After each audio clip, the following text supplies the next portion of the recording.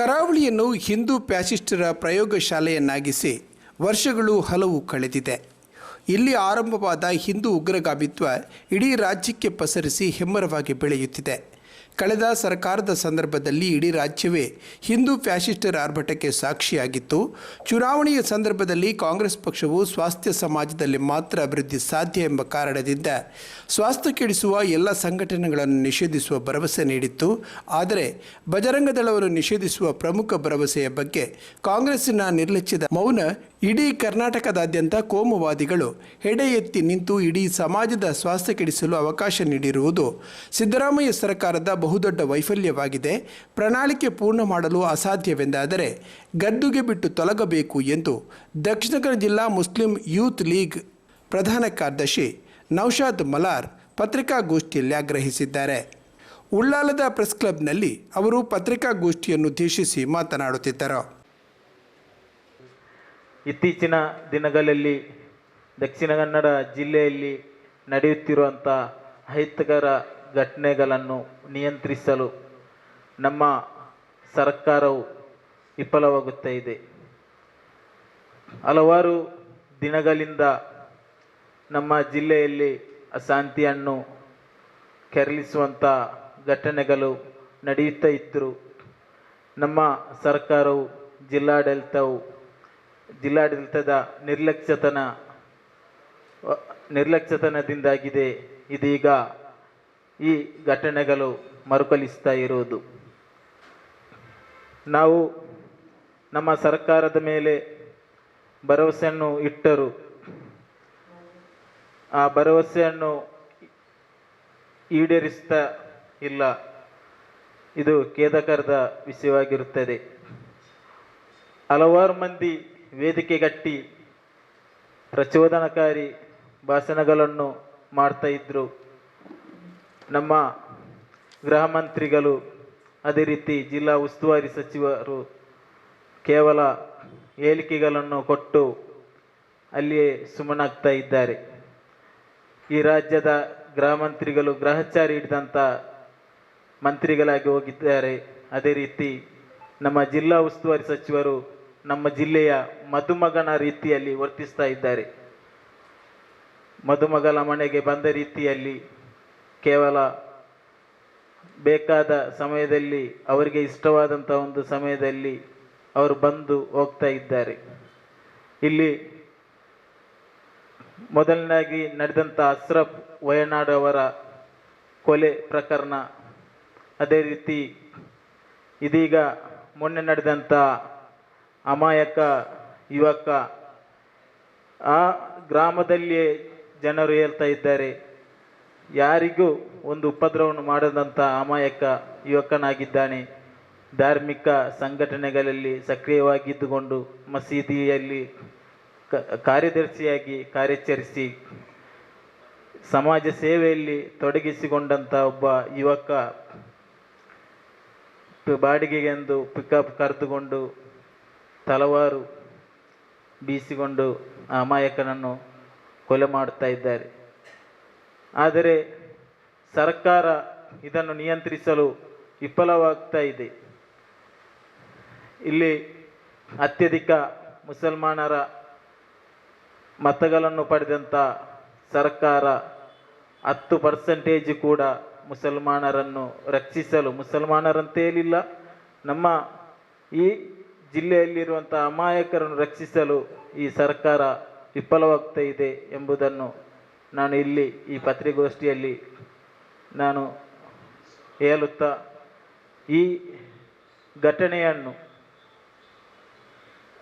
ಪರಿಗಣಿಸಬೇಕಾಗಿ ರಾಜ್ಯ ಸರ್ಕಾರವನ್ನು ಒತ್ತಾಯ ಮಾಡುತ್ತಾ ಅಶ್ರಫ್ ವಯನಾಡ್ ಅವರಿಗೂ ಅದೇ ರೀತಿ ನಿನ್ನೆ ಮರಣ ಹೊಂದಿದಂಥ ನಮ್ಮ ಅಬ್ದುಲ್ ರಹಮಾನ್ ಅವರಿಗೂ ಸರ್ಕಾರ 25 ಲಕ್ಷ ಪರಿಹಾರವನ್ನು ನೀಡಬೇಕಾಗಿ ಈ ಮೂಲಕ ನಾನು ಒತ್ತಾಯವನ್ನು ಮಾಡ್ತಾ ಇದ್ದೇನೆ. ನಾವು ಇವತ್ತು ಈ ಜಿಲ್ಲೆಯಲ್ಲಿ ನಡೆದಂಥ ಒಂದು ಅಮಾಯಕನ ಒಂದು ಕೊಲೆಯ ಬಗ್ಗೆ ನಾವಿಲ್ಲಿ ಪತ್ರಿಕಾಗೋಷ್ಠಿ ನಡೆಸಲು ಉದ್ದೇಶಿಸಿ ಬಂದು ಕೂತ್ಕೊಂಡಿದ್ದೇವೆ. ಆದರೆ ಈ ಜಿಲ್ಲೆಯಲ್ಲಿ ನಿರಂತರವಾಗಿ ಅಲ್ಪಸಂಖ್ಯಾತರ ಮೇಲೆ ನಡೆದಿರ್ತಕ್ಕಂಥ ಹಲ್ಲೆಯನ್ನು ರಾಜ್ಯ ಸರ್ಕಾರ ಯಾವುದೇ ರೀತಿಯ ಗಂಭೀರವಾಗಿ ತೆಗೆದುಕೊಳ್ಳದೆ ಬಹಳ ಮೃದು ಸ್ವಭಾವವನ್ನು ತಾಳಿ ನಮ್ಮ ಸಹೋದರರು ಅಮಾಯಕವಾಗಿ ಇಲ್ಲಿ ಬಲಿಯಾಗ್ತಾ ಇದ್ದಾರೆ. ನಾವಿಲ್ಲಿ ರಾಜ್ಯ ಸರ್ಕಾರದಲ್ಲಿ ಕೇಳ್ತಾ ಇರೋದು, ನಮ್ಮ ಇಡೀ ಒಂದು ಸಮುದಾಯ ನಿಮ್ಮ ಪರವಾಗಿ ನಿಂತು ನೀವು ನಮ್ಮ ಇಡೀ ಜಿಲ್ಲೆಯ ರಾಜ್ಯದ ಶಾಂತಿಯನ್ನು ಕಾಪಾಡಲು ನೀವು ಯಶಸ್ವಿ ಆಗ್ತೀರಿ ಎಂದು ನಾವು ನಂಬಿಕೊಂಡು ಕಾಂಗ್ರೆಸ್ ಪಕ್ಷವನ್ನು ನಾವು ಹಗಲು ರಾತ್ರಿ ದುಡಿದು ಇಲ್ಲಿ ರಾಜ್ಯ ಸರ್ಕಾರವನ್ನು ಅಧಿಕಾರಕ್ಕೆ ತಂದಿದೆ. ಆದರೆ ನಮಗೆ ಸಿಕ್ಕಿದಂಥ ಏನು ಫಲ ಅಂತ ಹೇಳಿದ್ರೆ ನಮ್ಮ ಅಮಾಯಕ ಜೀವಗಳು ಬಲಿಯಾಗ್ತಿರೋದು. ಇದು ಬಹಳ ಖೇದಕರ. ಇವಾಗ ಏನು ಜನ ಮಾತಾಡ್ತಾ ಇದ್ದಾರೆ, ನಮ್ಮ ಇಲ್ಲೇ ಜಿಲ್ಲಾ ಉಸ್ತುವಾರಿ ಸಚಿವರು ಒಂದು ಆರೈಕೆ ಹೇಳಿಕೆ ಕೊಡ್ತಾರೆ, ಹಳೆಯ ವೈಷಮ್ಯ ಅಂತೇಳಿ. ಹಳೆಯ ವೈಷಮ್ಯಕ್ಕೆ ಆ ಅಬ್ದುಲ್ ರಹಮಾನ್ ಅನ್ನೋ ವ್ಯಕ್ತಿ ಯಾವುದೇ ಗೂಂಡಾಗಿರಿಯಲ್ಲಿ ಭಾಗವಹಿಸಿದವನಲ್ಲ, ಯಾವುದೇ ಒಂದು ಪ್ರಕರಣ ಕೂಡ ಅವನ ಮೇಲೆ ದಾಖಲಾಗಿದ್ದಿಲ್ಲ. ಯಾವ ರೀತಿಯ ಹೇಳಿಕೆಯನ್ನು ಇವರು ಕೊಡ್ತಾರೆ ಎಂಬುದನ್ನು ನಮಗೆ ತಿಳಿತಾ ಇಲ್ಲ. ಒಂದು ವೇಳೆ ಅಂಥ ಹೇಳಿಕೆ ಕೊಟ್ಟಿದ್ದರೆ ದಿನೇಶ್ ಗುಂಡೂರಾವ್ರವರು ಇಡೀ ಅಲ್ಪಸಂಖ್ಯಾತ ಸಮುದಾಯದ ಜೊತೆ ಅವರು ಕ್ಷಮೆ ಯಾಚಿಸಬೇಕಂತ ನಾನು ಈ ಪತ್ರಿಕಾ ಮಾಧ್ಯಮದರ ಮುಖಾಂತರ ಕೇಳಿಕೊಳ್ತಾ ಇದ್ದೇನೆ. ಇಲ್ಲಿ ನಾವು ಈ ಒಂದು ಸ್ವಾತಂತ್ರ್ಯ ಬಂದ ದಿನದಿಂದಲೂ ಇಲ್ಲಿ ಅಲ್ಪಸಂಖ್ಯಾತರ ಮೇಲೆ ನಿರಂತರವಾಗಿ ಹಲ್ಲೆ ನಡೀತಾನೆ ಇದೆ. ಇತ್ತೀಚಿನ ದಿನದಲ್ಲಿ ಸೂಲಿಬೆಲೆ ಅನ್ನತಕ್ಕಂಥ ಒಬ್ಬ ವ್ಯಕ್ತಿ ಇಲ್ಲಿ ಬಂದು ಒಂದು ಭಾಷಣ ಮಾಡ್ತಾನೆ ಮೈಕೆ ಕಟ್ಟಿಕೊಂಡು. ಅದು ಪ್ರಥಮ ಭಾಷಣವಾಗಿರುತ್ತದೆ. ಆ ಭಾಷಣದ ತುಣುಕುಗಳು ಸಾಮಾಜಿಕ ಮಾಧ್ಯಮದಲ್ಲಿ ಪ್ರಚಾರವಾದಾಗ ಇಲ್ಲಿ ನಮ್ಮ ಏನು ನಂಬರ್ 1 ಶಾಸಕರಂತ ಹೇಳ್ತಕ್ಕಂಥ ಹೆಗ್ಗಳಿಕೆ ಪಾತ್ರರಾದವರು ಹೇಳ್ತಾರೆ, ಒಂದು ಪತ್ರಿಕಾ ಮಾಧ್ಯಮದ ಮಿತ್ರ ಕೇಳಿದಾಗ, ಒಂದು ಪ್ರಾಣಿ ಕಚ್ಚುತ್ತದೆ, ಅದಕ್ಕೆ ನಾವು ಕಚ್ಚಲಿಕ್ಕೆ ಆಗ್ತದ ಅಂತ ಹೇಳಿ ಕೇಳುವುದಾದರೆ, ನಾವು ಇಲ್ಲಿ ಹಗಲು ರಾತ್ರಿ ದುಡಿದು ಈ ಪಕ್ಷವನ್ನು ಅಧಿಕಾರಕ್ಕೆ ತಂದದ್ದಕ್ಕೆ ನಾವು ಪಶ್ಚಾತ್ತಾಪ ಪಟ್ಟಿದ್ದೇವೆ. ಅಂಥ ಪ್ರಾಣಿಗಳನ್ನು ಎಲ್ಲಿ ಕೂಡಿ ಹಾಕಬೇಕು ಅಲ್ಲಿ ಕೂಡಿ ಹಾಕ್ಬೇಕು ತಾನೆ. ಈ ಶಾಸಕರು ನಮಗೆ ಕೊಡುವಂಥ ಅದು ಉತ್ತರವೇ? ಆ ಭಾಷಣ ಮಾಡಿದವನು ಭಾಷಣ ಮಾಡಿ ಹೋಗಿ ಆಯಿತು, ಇಲ್ಲಿ ನಮ್ಮ ಅಮಾಯಕರ ಬಲಿಯಾಯಿತು. ಒಂದು ರೌಡಿ ಶೀಟರ್ ಸಾವು ಕೂಡ ಇಲ್ಲಿ ನಡೆಯಬಾರದು. ನಾವು ಅದನ್ನು ಖಂಡಿಸ್ತೇವೆ. ಅದಕ್ಕೆ ಇಲ್ಲಿ ಕಾನೂನಿದೆ, ಕಾನೂನಿನ ರೀತಿಯಲ್ಲಿ ಅವರಿಗೆ ಶಿಕ್ಷೆ ಆಗ್ಬೋದು.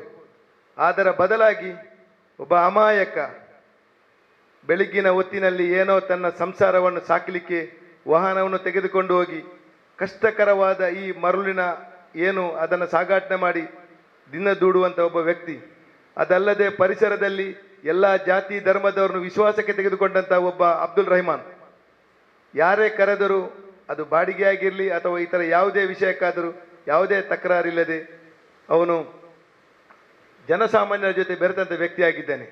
ಇಲ್ಲಿ ನಾವು ಹೇಳೋದು, ಇಲ್ಲಿ ಇರ್ತಕ್ಕಂಥ ಗೃಹ ಸಚಿವರು ಏನು ಹೇಳಿಕೆ ಕೊಟ್ಟಿದ್ದಾರೆ, ಮೊನ್ನೆ ಬಂದು ಇಲ್ಲಿ ನಾವು ಏನೋ ಸ್ಕ್ವಾಡ್ ರಚನೆ ಮಾಡಿದ್ದೇವೆ, ಆ ಸ್ಕ್ವಾಡ್ ಮುಖಾಂತರ ಈ ಜಿಲ್ಲೆಯನ್ನು ಶಾಂತಿಗೆ ತರಲಿಕ್ಕೆ ಆಗ್ತದೆ. ಆ ಸ್ಕ್ವಾಡ್ನ ಹೆಸರು ಕೂಡ ಹೇಳಲಿಕ್ಕೆ ನಮಗೆ ನಾಚಿಕೆ ಆಗ್ತದೆ. ಯಾಕೆಂತೇಳಿದ್ರೆ ಅದು ಕಾರ್ಯರೂಪಕ್ಕೆ ಬರೆದ ಸ್ಕ್ವಾಡ್ ಆಗಿದೆ.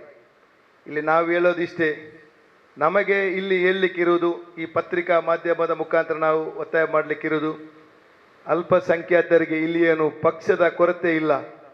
ಕಾಂಗ್ರೆಸ್ ಪಕ್ಷವನ್ನೇ ಬೆಂಬಲಿಸಿ ಇಲ್ಲಿ ಅಧಿಕಾರಕ್ಕೆ ತರಬೇಕಂತಕ್ಕಂಥ ಯಾವುದೇ ಉತ್ಸಾಹ ಕೂಡ ಇಲ್ಲ. ಇಲ್ಲಿ ಪರ್ಯಾಯ ಪಕ್ಷ ಮುಸಲ್ಮಾನರು ತಯಾರು ಮಾಡಿಕೊಂಡು ಇಲ್ಲಿ ಅಧಿಕಾರವನ್ನು ನಡೆಸುವಂತಹ ಶಕ್ತಿ ಕೂಡ ಮುಸಲ್ಮಾನರಿಗಿದೆ. ಆದರೆ ನಾವು ಯಾಕೆ ಆ ಪಕ್ಷದ ಹಿಂದೆ ದುಂಬಾಗಿಲಾಗಿ ಬಿದ್ದಿದ್ದೇವೆ ಅಂತ ಹೇಳಿದರೆ, ನಾವು ಸ್ವಾತಂತ್ರ್ಯ ಪೂರ್ವದಿಂದಲೂ ಇಲ್ಲಿ ಕಾಂಗ್ರೆಸ್ ಪಕ್ಷ ಅಲ್ಪಸಂಖ್ಯಾತರ, ದಮನಿತರ, ದಲಿತರ ಎಲ್ಲರ ಕಣ್ಮಣಿಯಾಗಿ ಬೆಳೆದು ಬಂದಂಥ ಪಕ್ಷ ಅಂತೇಳಿ ನಾವು ಆ ಪಕ್ಷದ ಹಿಂದೆ ಬಿದ್ದು ಇಲ್ಲಿ ಕೆಲಸ ಮಾಡ್ತಾ ಇದ್ದೇವೆ. ಆದರೆ ಇಲ್ಲಿ ಕಾಂಗ್ರೆಸ್ ಪಕ್ಷದ ಘಟಾನುಘಟಿ ನಾಯಕರು ಸತ್ತಾಗಲೂ ಕೂಡ ಇಲ್ಲಿ ನ್ಯಾಯ ಸಿಗಲಿಲ್ಲ. ಆದರೆ ಈ ಕೊಲೆ ಇಲ್ಲಿಗೆ ಅಂತ್ಯ ಆಗಬೇಕು.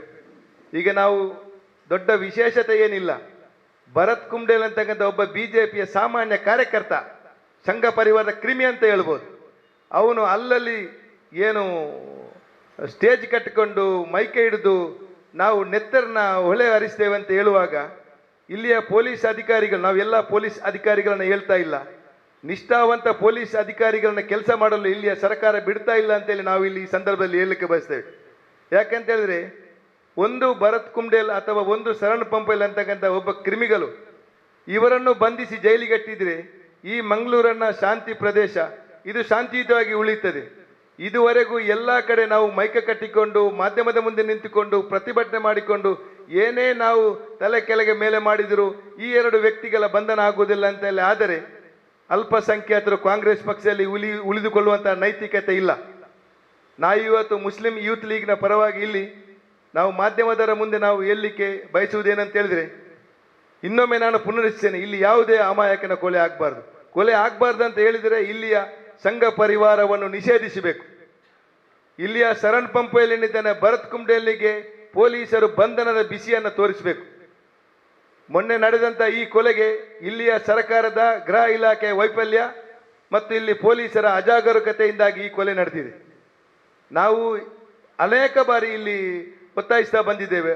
ಮಾಬ್ ಲಿಂಚಿಂಗ್ ಆದಾಗ ವಯನಾಡಿನ ಹುಡುಗನ ಒಂದು ಏನು ಕೊಲೆ ಆದಾಗ ನಾವು ಇಲ್ಲೇ ಬಂದು ಕೂತ್ಕೊಂಡು ನಾವು ಪರಮೇಶ್ವರ ಕೊಟ್ಟ ಹೇಳಿಕೆ ಸರಿ ಇಲ್ಲ ಅಂತ ಹೇಳಿ ನಾವು ಗೋಗರದು ಹೋದರು. ಪುನಃ ಈ ಸಂದರ್ಭದಲ್ಲಿ ದಿನೇಶ್ ಗುಂಡೂರಾವ್ ಅವರು ಅದೇ ಹೇಳಿಕೆಯನ್ನು ಕೊಡ್ತಾರೆ ಅಂತ ಹೇಳಿದೆ. ಆದರೆ ಇವರ ಏನು ಅಜೆಂಡಾ ಇರ್ಬೋದು, ಇವರು ಈ ಸಮಾಜಕ್ಕೆ ಯಾವ ರೀತಿಯ ಉತ್ತರ ಕೊಡಲಿಕ್ಕೆ ಇವರು ಮುಂದಾಗಿದ್ದಾರೆ ಅನ್ನೋದನ್ನು ನಾವು ತಿಳಿಬೇಕಾಗ್ತದೆ. ಈಗ ಈ ಘಟನೆ ನಡೆದ ನಂತರ ಅಲ್ಪಸಂಖ್ಯಾತ ಮುಸಲ್ಮಾನರು ಸಾಲು ಸಾಲಾಗಿ ಕಾಂಗ್ರೆಸ್ ಪಕ್ಷಕ್ಕೆ ರಾಜೀನಾಮೆ ನೀಡ್ತಾ ಇದ್ದಾರೆ. ಯಾವುದೇ ಒಂದು ಹೋರಾಟದ ಕಿಚ್ಚು ಮಂಗಳೂರಿನಲ್ಲೇ ಪ್ರಾರಂಭವಾಗಿರೋದು. ಅದು ಸ್ವಾತಂತ್ರ್ಯ ಪೂರ್ವದಲ್ಲಿರ್ಬೋದು, ಅದರ ಮೊದಲಿರ್ಬೋದು, ಇಲ್ಲಿಂದಲೇ ಪ್ರಾರಂಭವಾಗಿದೆ. ಆದ್ದರಿಂದ ಮಾನ್ಯ ಸಿದ್ದರಾಮಯ್ಯ ಸರ್ ಅವರು ತಿಳಿದುಕೊಳ್ಬೇಕು, ದಕ್ಷಿಣ ಕನ್ನಡ ಜಿಲ್ಲೆ ಅಲ್ಪಸಂಖ್ಯಾತ ಎಲ್ಲ ಮುಸಲ್ಮಾನರು ರಾಜೀನಾಮೆಗೆ ಮುಂದಾಗಿದ್ದಾರೆ ಅಂತ ಹೇಳಿ. ಆದರೆ ಈ ರಾಜ್ಯ ಸರ್ಕಾರದ ವೈಫಲ್ಯತೆ ಮತ್ತು ಇಲ್ಲಿ ನೀವು ಕೊಟ್ಟಂತ ಹೊಣೆಗಾರಿಕೆಯ ಯಾವುದು ಉಸ್ತುವಾರಿಗಳಿದ್ದಾರೆ, ಯಾವುದು ಶಾಸಕರುಗಳಿದ್ದಾರೆ, ಇವರ ವೈಫಲ್ಯವೇ ಆಗಿರುತ್ತದೆ ಎಂದು ನಾನು ನಿಮ್ಮಲ್ಲಿ ಒತ್ತಾಯ ಮಾಡಲಿಕ್ಕೆ ಇಷ್ಟಪಡ್ತಾ ಇದ್ದೇನೆ. ನಾವು ಇಲ್ಲಿ ಕೂತ್ಕೊಂಡು ನಿಮ್ಮಲ್ಲಿ ಒತ್ತಾಯ ಮಾಡುವುದು, ನಮಗೆ ಒಳ್ಳೆಯ ಆಡಳಿತ ಕೊಡಿ, ನಮಗೆ ಯಾವುದೇ ಬಿಟ್ಟಿ ಭಾಗ್ಯದ ಅವಶ್ಯಕತೆ ಇಲ್ಲ ಅಂತ ನಾವು ಪುನರುಚ್ಚರಿಸ್ತೇವೆ. ನಮಗೆ ಬದುಕುವಂತ ಭಾಗ್ಯ ಕೊಡಿ. ಇಲ್ಲಿ ಬೆಳಿಗ್ಗೆ ಹೋದಂತ ಒಬ್ಬ ವ್ಯಕ್ತಿ ಸಾಯಂಕಾಲ ಹಿಂದೆ ತಿರುಗಿ ಬರುವಂತ ಪರಿಸ್ಥಿತಿ ಇಲ್ಲ. ಇಂಥ ಭದ್ರತೆಯನ್ನು ಕೊಡಿ. ಏನು ಭರತ್ ಕುಂಬ್ಡೆಲ್ಲನ್ನು ಬಂಧಿಸಲಿಕ್ಕೆ ಇಲ್ಲಿಯ ಸರ್ಕಾರಕ್ಕೆ ಏನು ನಾವು ವಿಧಾನಸೌಧ ಚಲೋ ಮಾಡುವಂತ ಪರಿಸ್ಥಿತಿ ಬರಬೇಕಾ? ಇಲ್ಲಿ ಶರಣ್ ಪಂಪೆಲ್ ಎಂಬಂತ ಒಬ್ಬ ಕ್ರಿಮಿಯನ್ನು ಬಂಧಿಸಲಿಕ್ಕೆ ನಾವು ವಿಧಾನಸೌಧ ಚಲೋ ಮಾಡುವಂತ ಪರಿಸ್ಥಿತಿ ಬರಬೇಕಾ? ಇಲ್ಲಿ ಮೊನ್ನೆ ನಾವು ಈ ಶವ ಅಲ್ಲಿ ಪರೀಕ್ಷೆ ನಡೆಯುವಂಥ ಸಂದರ್ಭದಲ್ಲಿ ಘಟಾನುಘಟಿ ಪೊಲೀಸ್ ಅಧಿಕಾರಿಗಳು ಬಂದಾಗ FIR ದಾಖಲಾಗಿದೆ. ಅವರು ಕೋರ್ಟಿಂದ ಯಾವುದೇ ರೀತಿಯ ತಡೆ ತರ್ತಾರಂತ ಒಂದು ಯಾವುದು ಲೆಕ್ಕಕ್ಕಿಲ್ಲದಂತ ಹೇಳಿಕೆಯನ್ನು ಕೊಡ್ತಾರೆ. ಅದನ್ನು ಕೂಡ ನಮ್ಮ ನಾಯಕರು ಕೇಳಿಕೊಂಡು ಬಂದಿದ್ದಾರೆ. ಇಲ್ಲಿ ಬಂಧನ ಆಗುವುದಿಲ್ಲ. ಇಲ್ಲಿ ಅಲ್ಪಸಂಖ್ಯಾತ ಮುಸಲ್ಮಾನರು ಇಲ್ಲಿ ಏನೇ ನಡೆದರೂ 24 ಗಂಟೆ ಒಳಗೆ 24 ಜನರ ಬಂಧನ ಕೂಡ ಆಗ್ತದೆ. ಈ ಘಟನೆಯನ್ನು ಯಾಕೆ ಹೇಳ್ತಾ ಇದ್ದೆ ಅಂದ್ರೆ, ಇದೇ ಶಾಸಕರ ಈ ಲಿಮಿಟಿಗೆ ಬರುವಂತ ಬೋಲಿಯಾರ್ ಎಂಬ ಕಡೆಯಲ್ಲಿ ಒಂದು ಪ್ರಕರಣ ನಡೆಯುತ್ತದೆ. ಆ ಪ್ರಕರಣ ನಡೆದಾಗ ಅದೆಷ್ಟೋ ನಿರಪರಾಧಿಗಳ ಬಂಧನ ಆಗಿದೆ. ಅದಕ್ಕೆ ಯಾವ ಹಣೆಪಟ್ಟಿ ಕಟ್ಟಿದ್ರು? ಅದಕ್ಕೆ ಇಲ್ಲಿ ಒಂದು ಪರ್ಯಾಯ ರಾಜಕೀಯ ಪಕ್ಷದ ಹಣೆಪಟ್ಟಿಯನ್ನು ಕಟ್ಟಿ ಕೈ ತೊಳೆದುಕೊಂಡ್ರು. ಆದರೂ ನಾವು ಸುಮ್ಮನಿದ್ದೀವಿ.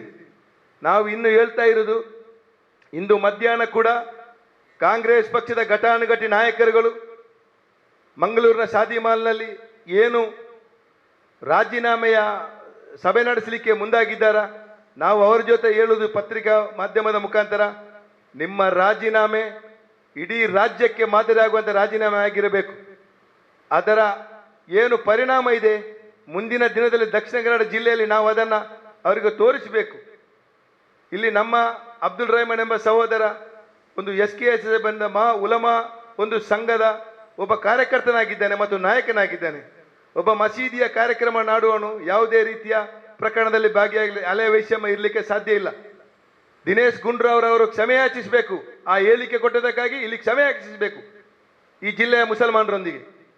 ಮುಸಲ್ಮಾನರು ಯಾರು ಇಲ್ಲಿ ಯಾವುದೇ ರೀತಿಯ ಈಗ ಸ್ವಯಂ ಪ್ರೇರಿತ ಬಂದಿಗೆ ಕರೆ ಕೊಟ್ಟಾಗ ಇಲ್ಲಿ ಯಾವುದೇ ರೀತಿಯ ಅನಾಹುತಗಳು ನಡೆದಿಲ್ಲ. ಯಾವುದು ಕೂಡ ಯಾವುದೇ ಬಸ್ಸಿಗೆ ಹಾನಿ ಮಾಡಲಿಲ್ಲ, ಯಾವುದೇ ಪಾದಾಚಾರಿಗೆ ಅನ್ಯಾಯ ಮಾಡಲಿಲ್ಲ. ಮೊನ್ನೆ ಸುಹಾಸ್ ಶೆಟ್ಟಿ ಕೊಲೆ ಆದಾಗ ಶರಣ್ ಪಂಪೆಲ್ ಎಂಬ ಒಂದು ವ್ಯಕ್ತಿ ಬಂಧನ ಕರೆ ಕೊಡ್ತಾನೆ. ಅದು ಯಾವ ಸಿನಿಮೆಯ ರೀತಿಯಲ್ಲಿ ಬಂಧನ ಆಗ್ತದೆ? 7:30 ಗಂಟೆ ಬಂಧನ ಆಗ್ತದೆ, 8:30 ಗಂಟೆಗೆ ಜಾಮೀನು ಮಂಜೂರಾಗ್ತದೆ. ಬಹಳ ದೊಡ್ಡ ಗಂಭೀರ ಪ್ರಕರಣ.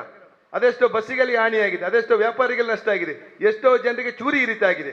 ಇದೆಲ್ಲ ಪ್ರಕರಣವನ್ನು ಅರ್ಧ ಗಂಟೆಯಲ್ಲಿ ಸುಖಾಂತ್ಯಗೊಳಿಸುವುದಾದರೆ ಈ ಜಿಲ್ಲೆಯ ಈ ರಾಜ್ಯದ ಕಾಂಗ್ರೆಸ್ ಪಕ್ಷದ ಮೇಲೆ ಅಥವಾ ಇಲ್ಲಿಯ ಪೊಲೀಸ್ ಅಧಿಕಾರಿಗಳ ಮೇಲೆ ನಾವು ಯಾವ ರೀತಿಯ ಧೈರ್ಯವನ್ನು ಇಡಬಹುದು, ಯಾವ ನಂಬಿಕೆಯನ್ನು ನಾವು ಇಡಬಹುದು ಅಂತೇಳಿ ನಾನಿಲ್ಲಿ ಪ್ರಶ್ನೆ ಮಾಡ್ತಾ ಇದ್ದೇನೆ. ನಾವಿದು ಬಹಳ ಬೇಸರದಲ್ಲಿ ಮಾತಾಡುವಂಥ ಮಾತಾಗಿರ್ತದೆ. ಒಬ್ಬ ಅಮಾಯಕ ಅವನನ್ನು ಬಾಡಿಗೆ ಈ ರೀತಿ ಅಲ್ಲೇ ಕೊಲೆ ನಡೆಯುವುದಾದರೆ ಹೇಗೆ ನಾವು ಒಬ್ಬ ಸಂಸಾರ ಕಟ್ಟಿಕೊಳ್ಳಿಕ್ಕೆ ಒಂದು ಆದಿ ಬೀದಿಗೆ ಹೋಗುದು? ಯಾವ ರೀತಿಯ ಫೋನ್ ಕರೆಗೆಲ್ಲ ಬರ್ಬೋದು? ಒಂದು ಬಾಡಿಗೆಗೆ ಕರೆದು ಒಬ್ಬ ಅಮಾನುಷವಾಗಿ ಕೊಲೆ ಮಾಡುವುದಾದರೆ ಅದನ್ನು ಏನು ಯಾವ ರೀತಿ ಪ್ರತಿಕ್ರಿಯೆ ಅಂದರೆ ರಿವೆಂಜ್ ಕೊಲೆ ಅಂತ. ಯಾವ ರೀತಿಯ ರಿವೆಂಜ್ ಇಲ್ಲ, ಇದು ಅಮಾಯಕ ಮುಸಲ್ಮಾನರನ್ನ ಗುರಿಯಾಗಿಸಿಕೊಂಡು ಮಾಡುವಂತ ಕೊಲೆ. ಈ ಕೊಲೆಗೆ ತಕ್ಕ ಶಿಕ್ಷೆ ಆಗಬೇಕು. ಯಾರೆಲ್ಲ ಅಲ್ಲಿ ಆ ವ್ಯಕ್ತಿಯ ಮನೆಗೆ ಇಡೀ ನಮ್ಮ ಗೃಹ ಇಲಾಖೆಯಿಂದ ಎಲ್ಲ ಮುಖ್ಯಮಂತ್ರಿಗಳು ಸಮೇತ ಭೇಟಿ ನೀಡಿ ಸತ್ಯಾಸತ್ಯತೆ ತಿಳಿದು ಅಲ್ಪಸಂಖ್ಯಾತ ಮುಸಲ್ಮಾನರಿಗೆ ನ್ಯಾಯ ಕೊಡಬೇಕಂತೇಳಿ ನಾವು ಪತ್ರಿಕಾ ಮುಖಾಂತರ ವಿನಂತಿ ಮಾಡಿಕೊಂಡು ಸಂಬಂಧಿತ ನಿನ್ನೆ ನಡೆದಂತಹ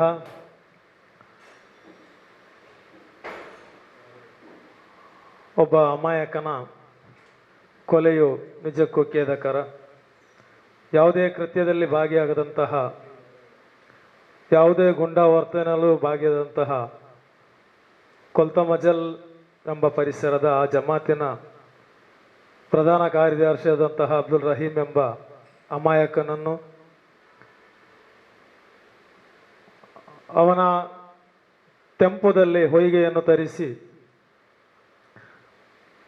ಪರಿಚಿತನಾದಂತಹ ಜೊತೆಯಲ್ಲಿರುವಂತಹ ಸ್ನೇಹಿತನೇ ಕರೆದು ವಿಶ್ವಾಸದಲ್ಲಿ ಹೋದಂತಹ ಒಬ್ಬ ಅಮಾಯಕನನ್ನು ನಿರ್ದಾಕ್ಷಿಣ್ಯವಾಗಿ ಕೊಂದು,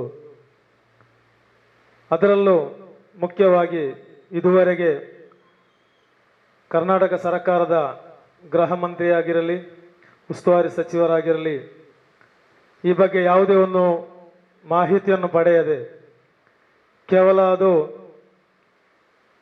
ವೈಷಮ್ಯದ ಕೊಲೆ ಅಂತ ಹೇಳಿಕೊಂಡು ಜಾರಿಕೊಳ್ಳುವಂತಹ ಪರಿಸ್ಥಿತಿ ನಿರ್ಮಾಣವಾಗಿದೆ. ನಿನ್ನೆ ನಡೆದಂತಹ ಘಟನೆಯು ನಮಗೆ ಸಾಕ್ಷ್ಯ ಯಾವುದಂತ ಹೇಳಿದರೆ, ಆ ಮೃತ ವ್ಯಕ್ತಿಯ ಅಂತಿಮ ಯಾತ್ರೆಯಲ್ಲಿ ಪಾಲ್ಗೊಂಡಂತಹ ಸಹಸ್ರಾರು ಜನರು ಒಂದೇ ವಾಕ್ಯದಲ್ಲಿ ಹೇಳ್ತಿದ್ದಾರೆ, ಈತ ಅಮಾಯಕನಾಗಿಂದಲೇ ಈ ಸಾವಿರಾರು ಜನ ಈ ಮೃತ ಶರೀರದೊಂದಿಗೆ ಭಾಗಿಯಾಗಿ ಅವರಿಗೆ ಅಂತಿಮ ನಮನ ಸಲ್ಲಿಸಿದ್ದು. ಅವರ ಊರಿನಲ್ಲಿ ಕೇಳುವಾಗಲೂ ಎಲ್ಲರೂ ಹೇಳುವುದು, ಒಳ್ಳೆಯ ಹುಡುಗ, ಈ ಪರಿಸರಕ್ಕಾಗಿ ಎಲ್ಲ ಕಾರ್ಯಕ್ರಮಕ್ಕೂ ಸೌಹಾರ್ದತೆಗೂ ಹೆಸರುವಾಸಿಯಾದ ಹುಡುಗ, ಈತನನ್ನು ಅನಮಾನುಷವಾಗಿ ಕೊಲ್ಲಲಾಗಿದೆ ಅಂತ ಹೇಳಿ ಅದು ಕೊಂದಂತಹ ಕೃತ್ಯ ನೋಡಿದರೆ ಪೂರ್ವ ಯೋಜಿತ ಕೃತ್ಯವೇ ಆಗಿದೆ. ಯಾವತ್ತೋ ನಡೆದ ಒಂದು ಕಲೆಗೆ ನಾವು ಪ್ರತೀಕಾರ ಮಾಡ್ತೇವೆ ಅಂತ ಹೇಳಿ ಭಾಷಣ ಬಿಗಿದರೂ ಸಹ ಯಾವುದೇ ಪೊಲೀಸ್ ಇಲಾಖೆಯಾಗಲಿ ಯಾರೇ ಆಗಲಿ ಅವರ ಮೇಲೆ ಯಾವುದೇ ಕ್ರಮ ಕೈಗೊಳ್ಳದೆ ಅವರಲ್ಲಿ ಅವರು ಮಾಡುವ ಕೃತ್ಯಕ್ಕೆ ಪ್ರೋತ್ಸಾಹ ಕೊಟ್ಟಂತೆ ಕೊಡುವಾಗ ಈ ಅನಾಹುತಗಳು ನಡೀತಾ ಇರ್ತವೆ. ಇನ್ನು ಮುಂದೆ ಇಂತಹ ಘಟನೆಗಳು ಯಾರೇ ಆಗಿರಲಿ, ಅಮಾಯಕರಾದ ಯಾವುದೇ ಧರ್ಮ ಜಾತಿ ವ್ಯಕ್ತಿಯಾಗಲಿ ಇಂತಹ ಕೃತ್ಯಕ್ಕೆ ಬಲಿಯಾಗಬಾರದು. ಇದರಲ್ಲಿ ಯಾರೆಲ್ಲ ಪಾಲ್ಗೊಂಡಿದ್ದಾರೆ, ಯಾರೆಲ್ಲ ಇದರಲ್ಲಿ ಭಾಗಿಯಾಗಿದ್ದಾರೆ, ಯಾರೆಲ್ಲ ಕುಮ್ಮ ಕೊಟ್ಟಿದ್ದಾರೆ, ಯಾವ ರೀತಿಯಲ್ಲಿ ನಡೆಸಲು ಇದಕ್ಕೆ ಪೂರ್ವಯೋಜಿತವಾಗಿ ಸಭೆ ನಡೆಸಿ ಹೀಗೆ ಮಾಡಿ ಅಂತೇಳಿ ಅಮಾಯಕರನ್ನು ಕೊಲ್ಲಲು ಪ್ರಯತ್ನಿಸುತ್ತಿದ್ದಾರೋ ಅವರೆಲ್ಲರನ್ನು ಬಂಧಿಸಿ ಸೂಕ್ತ ತನಿಖೆ ನಡೆಸಿ ಅವರಿಗೆ ಶಿಕ್ಷೆ ಯಾವುದಂತ ಹೇಳಿದರೆ ಮರಣದಂಡನೆಯಂತಹ ಶಿಕ್ಷೆ ಇನ್ನು ಮುಂದೆ ಇಂತಹ ಘಟನೆಗಳು ನಡೆಯಬಾರದು. ಇದಕ್ಕೆಲ್ಲ ಒಂದು ಪರಿಹಾರ ಕಂಡುಕೊಳ್ಬೇಕು. ಹಾಗೆ ನಮ್ಮ ಗೃಹ ಮಂತ್ರಿಗಳು ಕೆಲವು ದಿನಗಳ ಹಿಂದೆ ಒಬ್ಬ ಹಿಂದೂ ಸಹೋದರನ ಹತ್ಯೆಯಾದಾಗ ನಾವು ಟಾಸ್ಕ್ ಫೋರ್ಸ್ ರಚಿಸುತ್ತೇವೆ, ಗೂಂಡಾ ಕಾಯ್ದೆ ಹಾಕುವೆ ಅಂತ ಹೇಳಿ ಹೋಗಿದೆ ಹೊರತು ಯಾವುದೇ ಕ್ರಮವನ್ನು ಇದುವರೆಗೂ ತೆಗೆಯಲಿಲ್ಲ. ಇದು ಹೀಗೆ ಬಿಟ್ಟರೆ ಪುನಃ ಮರುಕಳಿಸ್ತಾ ಇರ್ತದೆ.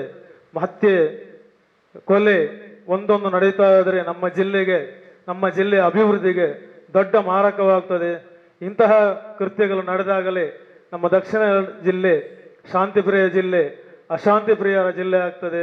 ಇದನ್ನು ಸರ್ಕಾರ ಮನಗಂಡು ಯಾರೆಲ್ಲ ಇದರಲ್ಲಿ ಭಾಗಿಯಾಗಿದ್ದಾರೆ ಅವರ ಮೇಲೆ ಕ್ರಮವನ್ನು ತೆಗೆದುಕೊಂಡು ಇನ್ನು ಮುಂದಕ್ಕೆ ಯಾವುದೇ ಒಂದು ಕೃತ್ಯಗಳು ನಡೆಯದಂತೆ ಎಚ್ಚರ ವಹಿಸಿ, ಇನ್ನೊಂದು ನಮ್ಮ ಉಸ್ತುವಾರಿ ಸಚಿವರು ಯಾವುದಾದ್ರೂ ಇಂತಹ ಘಟನೆ ನಡೆದಾಗ ಶಾಂತಿ ಸಭೆ ನಡೆಸ್ತಾರೆ.